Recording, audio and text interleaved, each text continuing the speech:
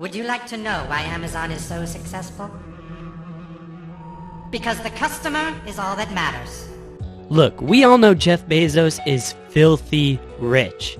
$150 billion filthy rich to be exact. But while Bezos is over here being a jerk about his fat stacks, where does he even stand on the list of the richest people in human history? The answer just may surprise you, so make sure you stick around until the end to see who sits atop the money pile. First up on our list is the guy who is single-handedly the reason for the polar ice caps melting. Henry Ford. Anyways, in 1903, Ford founded the Ford Motor Company. Ford invented the Model T, which was basically the Maserati of the early 1900s. But by 1927, he had sold 15 million of those bad boys. That fended pretty well for the automobile mogul, which brought his value up to a whopping $200 billion in today's value. Too bad he was really the first domino toward a global manufacturing industry that is putting the world's turtles, penguins, and polar bears in grave danger. But you gotta kill a few cute and fluffy animals to get to the top, right? Alright, next up. This next guy is one of the fiercest, coldest, dirtiest players in the game, pulling up on anyone who stood in his way. You guessed it, coming in at number 14 on our list is railroad tycoon Cornelius Vanderbilt. But seriously, if you guessed that, I don't know, I guess here's a gold star. Anyways, Corny was born poor like the most of us. He started shipping shiitake mushrooms around New York with his pops in the early 1800s. He was so well known for taking over other shipping companies that other company owners started paying off Vanderbilt so that they wouldn't compete with him anymore. How BA is that? However, later on in his life, Vanderbilt saw a gold mine in the railroad industry. First New York, and then Chicago, and then the world! Well, maybe I'll just stop at Chicago. Corny virtually owned all of the railroads between New York and Chicago, made them hecka efficient, and rolled in the dough for the rest of his life. And then he started a university that he named after himself, made the team nickname his own nickname, the Commodores, and then made the mascot look like himself. Like I said, this was one gold mother trucker. When Vanderbilt passed away, he was estimated to be worth $202 billion today. Is it really a top 15 richest people of all time list without at least one international pariah? Unfortunately, it's not.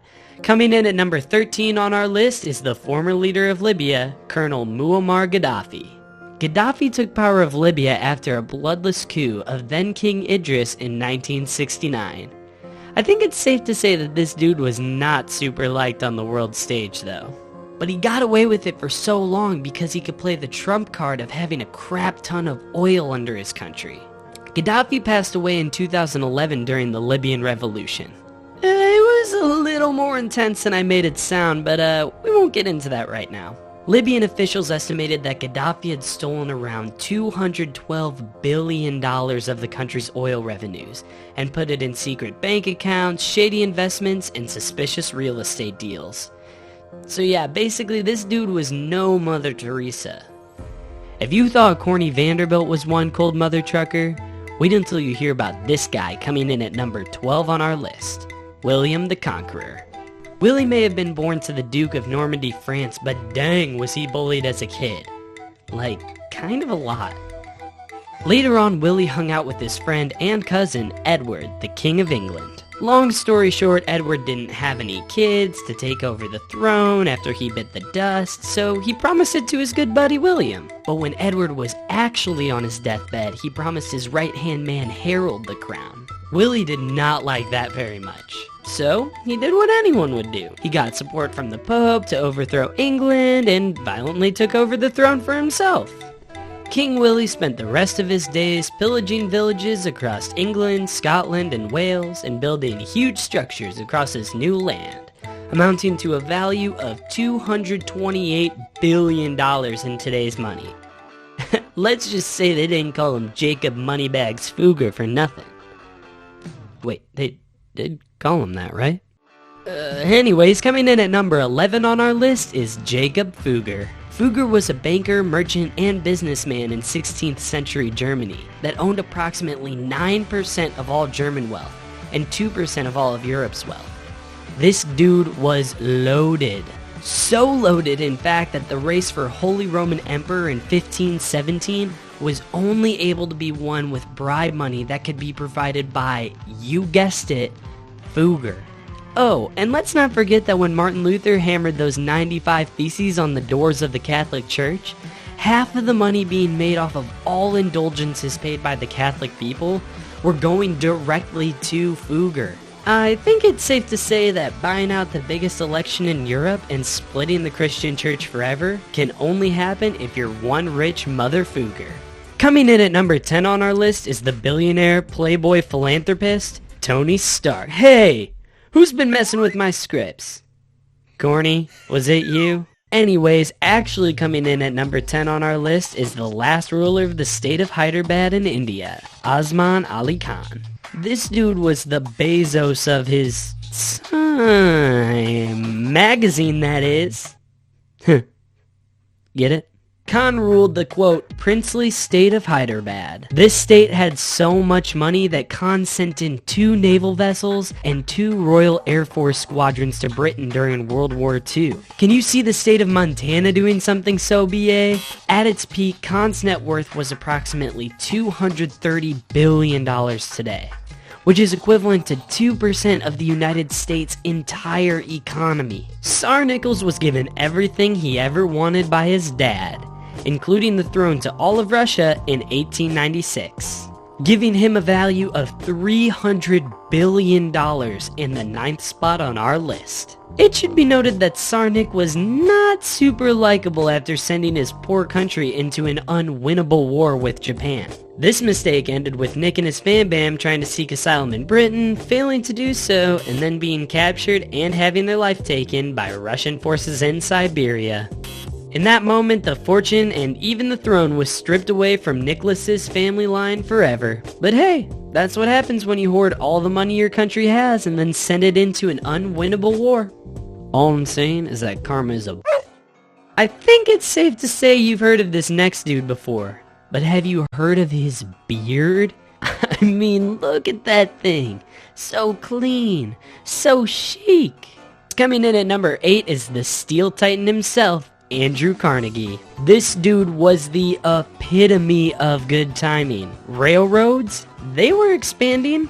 American cities, they were expanding too. So what did America and the world need? That sweet, smooth steel, baby. And the boys down at Carnegie Steel Company got your back. But hold on a second. We got this idea that all rich people are jerks, right? Not this dude. Andy Boy gave away 90% of his $337 billion fortune to different charities and educational institutions at the end of his life. Who said nice guys finish last? Without the guy at number 7 on our list, we would never experience the amazing times we've all spent fuming in anger at our friends and family after an infuriating game of Monopoly.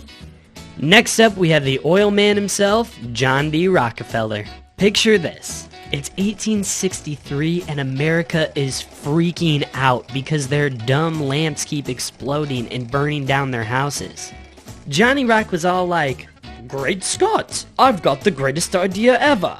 Let's put kerosene that won't explode in the lamps." Yeah, I mean, that basically got the American buyers on board. So much so, in fact, that he owned 90% of the oil industry, which brought his values up to $367 billion. The government got mad at him, though, and made sure that there would never be another monopoly again. But we still got a stupidly infuriating board game out of it. So, lucky us, I guess. If you thought T'Challa and the country of Wakanda seemed pretty stacked, wait until you see this next guy. Coming in at number 6 on our list is Mansa Musa I of Mali. Musa was the ruler of Mali during a portion of the 14th century, and this guy was loaded. He ruled a vast portion of West Africa, controlled half of the world's gold at the time, and he had a mere value of $415 billion. Oh, and it was clear that this dude loved to flex. Story has it that in the year 1324, Musa decided he would take the pilgrimage to Mecca. This dude brought tens of thousands of soldiers, workers, and heralds. He just waltzed his way through Egypt and was like, "Oh, all this? It's nothing, bruh. I got it all with that Kohl's cash last week." Power to ya, King Musa. Coming in at number 5 on our list, but by far the oldest fart up here, we got King Solomon of Israel stepping up to the plate. We're going all the way back to biblical times for this big rich boy. According to biblical accounts, Solomon was one of the wealthiest kings in the history of Israel. He used a vast majority of his wealth to build what would become the first temple in Jerusalem for the Jewish people. They could have made a whole season of MTV Cribs just about this temple Solomon built for his crew. But they also would have burned up and died the second they stepped into the, quote, Holy of Holies, just like those bad guys that will not be named in Indiana Jones. Anyways, it's estimated that Solomon's worth amounted to a mind-boggling $2.2 trillion.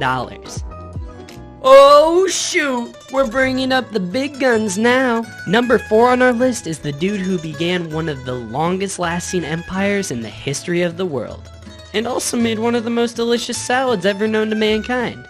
We got Augustus Caesar coming up, y'all.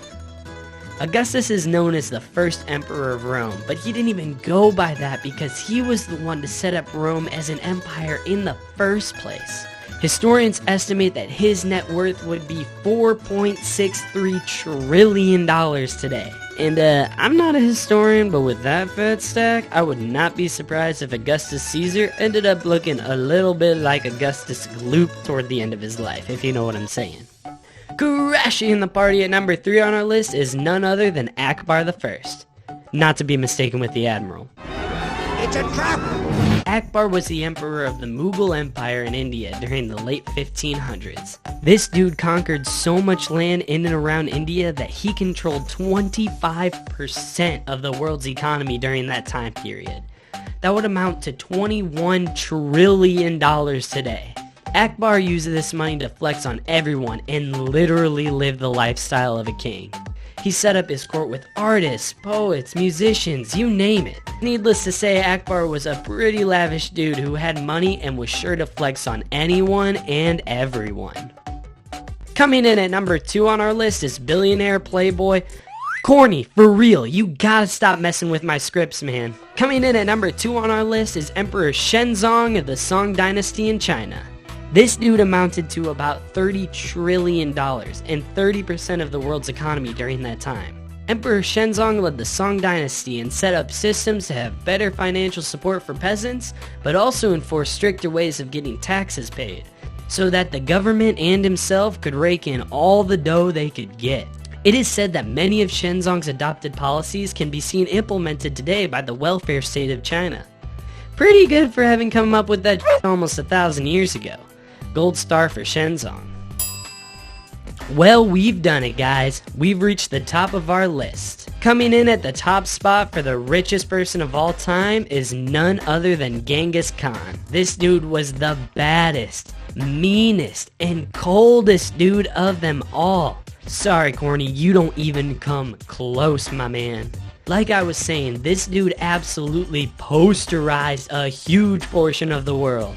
The Mongolian Empire, even after Khan passed away, conquered 12 million square miles of land, which is roughly the same size as the African continent, and it's safe to say that they did not do so in bloodless fashion. All this to say, Khan's estimated net worth is over $100 trillion today, and he ended up spreading the wealth among those he ruled, which is good, right? Except for all that other stuff. Did you like this video? Our friends at Brainiac present all the amazing facts that you wished you learned in school, from how-tos to survival tips for every situation imaginable. It's just perfect for showing off your knowledge and flexing your intelligence on your friends and coworkers. It's hilarious content that you won't want to miss. So yeah, take that, Bezos. You don't even stand a chance. Anyways, make sure to like and subscribe and answer in the comments below what you would do with 100 trillion.